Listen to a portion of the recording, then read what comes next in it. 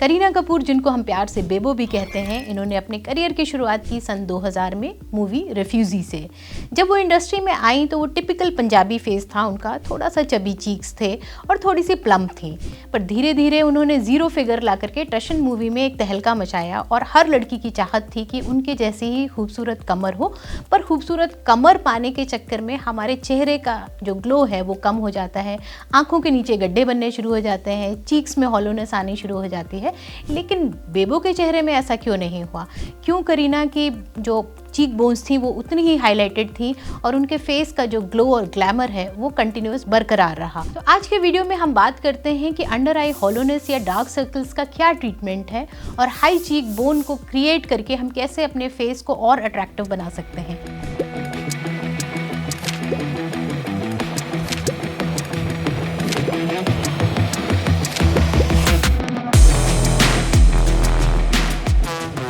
Dark circle या hollowness जो problem होती है वो कई कारणों से हो सकती है। पहली चीज़ तो आपने वेट लॉस किया हो या एजिंग की वजह से गड्ढे हो गए हो या बहुत लंबे समय तक स्क्रीन में काम करने की वजह से वहाँ की स्किन में रिंकल्स आ गए हो, डलनेस आ गई हो। तो इसको ठीक करने के लिए हम मल्टीपल ट्रीटमेंट्स की मदद लेते हैं। पहला ट्रीटमेंट, अगर आपकी त्वचा में सिकुड़न है और वहाँ की स्किन पतली होने के कारण डल, ड्राई और डार्क लग रही है तो उसमें हम माइक्रो बोटॉक्स या बेबी बोटॉक्स की मदद लेते हैं।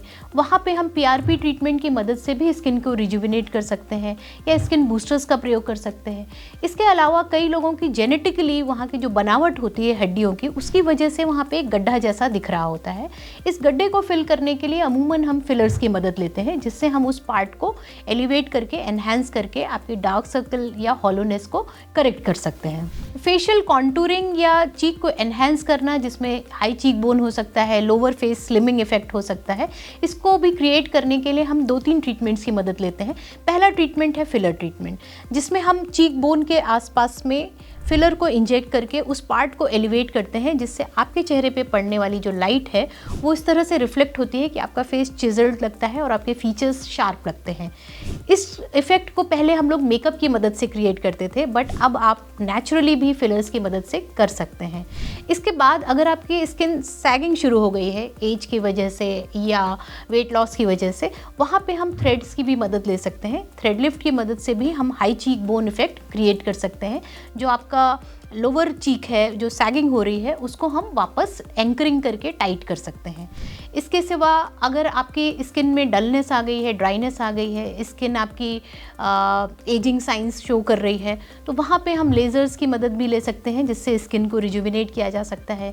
PRP ट्रीटमेंट, जिसमें प्लेटलेट रिच प्लाज्मा ट्रीटमेंट की मदद ली जा सकती है, स्किन बूस्टर्स की भी मदद ली जा सकती है और इस तरह से हम स्किन को रिजुविनेट करके वापस आपके जो फीचर्स हैं उनको शार्प कर सकते हैं, उनको चिजल्ड लुक दे सकते हैं और आप यूथफुल और यंग दिखने लगेंगे। तो यूँ तो जब आप छोटे बच्चे होते हैं तो आपका फेस वैसे भी प्लम्प और चबी होता है, बट जैसे जैसे आप बड़े होते हैं आपका बॉडी फैट कम होना शुरू होता है, फेस भी स्लिम होना शुरू होता है और उस समय ज़रूरत होती है स्किन को सपोर्ट करने की, आपकी डलनेस, ड्राइनेस को मैनेज करने की।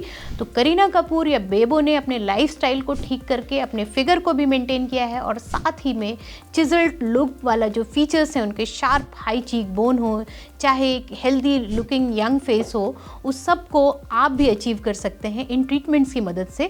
और इन ट्रीटमेंट के बारे में आपके मन में अगर कोई सवाल है, कोई जिज्ञासा है, तो उसको अपने कमेंट में पूछना मत भूलिएगा। और कोई टॉपिक है जिसके बारे में आप जानना चाहते हैं, जो कॉस्मेटिक ट्रीटमेंट से रिलेटेड है, एस्थेटिक मेडिसिन से रिलेटेड है, तो उन सब के सवालों के जवाब भी मैं आपको दूंगी। मैं हूँ doctor Prabha Singh, aesthetic physician and laser expert, और इस फील्ड में मैं पिछले 15 सालों से काम कर रही हूँ।